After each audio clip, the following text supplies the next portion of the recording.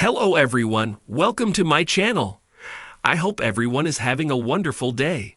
Before starting the video, please go ahead and hit the subscribe button and give this video a like up. Young and restless Sharon going to escape prison time? After fleeing Genoa City in the middle of the night and checking into a seedy motel, Sharon continued to be haunted by visions of Cameron, who kept taunting her to get her revenge on Daniel. After a nightmare of seeing Daniel, whose head was covered in blood, gasping Cassie's name, Cameron pushed her to make her dream come true. He told her it was the only way for her to get justice for Cassie and feel whole again. He then prompted her to discover a small black bottle in her bag, which Cameron revealed was a deadly poison. Sharon soon found herself breaking into Daniel's place and poisoning his whiskey. That's pretty much when all hell broke loose. Sharon fought with Cameron, broke free from his influence, and poured out the whiskey. That's when Heather found Sharon in Daniel's place. The next thing you know, Heather's dead and Sharon's dumping her body over a bridge. Coming up, Daniel, frowning and looking down at something he's holding, tells Lucy, "Your mom's not coming home, so is Heather really dead?" Meanwhile, Sharon tells Nick and Mariah, "That's why I confessed." Nick asks, "Confess to what?" If Sharon killed Heather, how will she be able to live with herself? At least we can guess how she'll stay out of prison.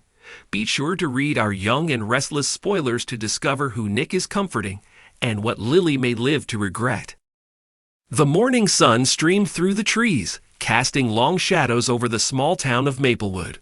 It had been 3 weeks since Heather Holloway's lifeless body was found at the edge of the lake, her golden hair tangled with reeds and her delicate hands still clutching a piece of crimson fabric. The police ruled her death suspicious, but the town's whispers were much louder than any official report. All the fingers pointed in one direction: Sharon Whitmore, Heather's best friend.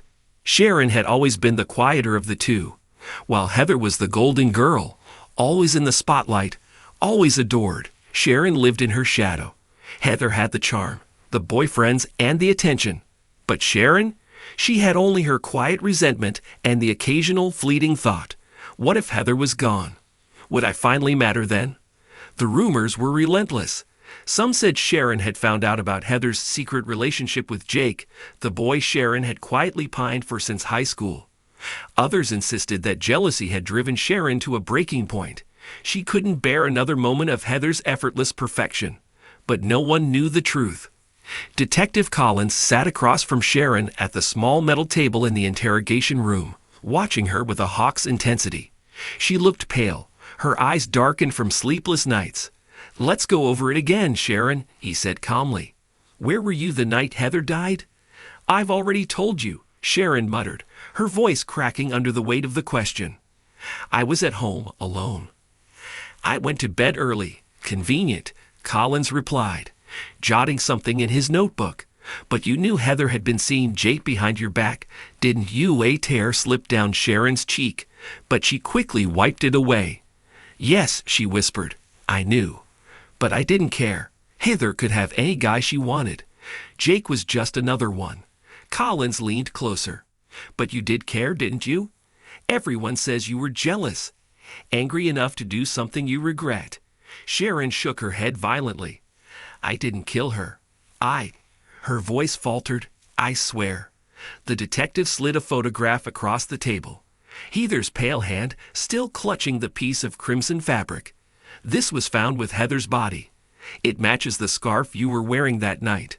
For a moment, the room felt like it was closing in on Sharon. Her hands trembled as she stared at the photo. I don't know how that got there. Heather, she borrowed my scarf sometimes. She must have had it that night." Collins raised an eyebrow. "That's awfully convenient too, isn't it?" Silence hung heavy in the room. Sharon knew what it looked like. She knew everyone thought she was guilty. But deep down, a chilling thought gnawed at her. What if I did do it? She had been drinking that night, trying to numb the pain of Heather's betrayal. The memories were hazy, fragmented like pieces of a shattered mirror. Could she have confronted Heather in a drunken rage? Could things have gone too far? The door creaked open, and Collins stepped out to take a phone call, leaving Sharon alone with her thoughts.